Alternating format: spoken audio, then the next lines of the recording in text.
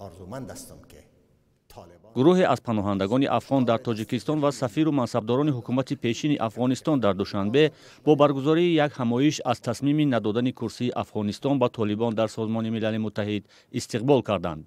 همایش در بینای سفارت حکومت پیشین افغانستان در دوشنبه برگزار شد. محمد ظاهر اغبر این تصمیم سازمان ملل متحد را تاریخی عنوان کرد.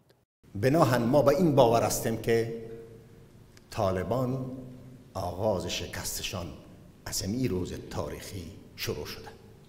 سفیر حکومت پیشین افغانستان از پاسخ دادن به سوال آنکه شماری از پناهندگان افغان را از تاجیکستان بازپس به افغانستان گردانیدند خودداری کرد. روی مسائل بعدی شده میتونه که یک روز دیگه صحبت کنیم. سلام علیکم.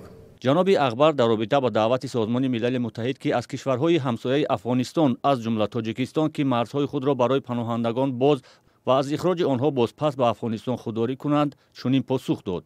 خوب است. آن چیزی را که جامعه بین‌المللی تقاضا داره، حتما هر کشور منافع خود را در قبال این مسائل میسنجه.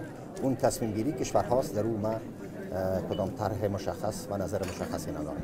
اداره امور پناهندگان سازمان ملل متحد همزمان از آن ابراز نگرانی کرده است که بازپس فرستادن افغانها از پاکستان و ایران و تاجیکستان پس از تصرف طالبان افزایش یافته است. آن از مقامات همه کشورها دعوت کرده است که دپورت پناهجویان افغانستانی را بسته کنند.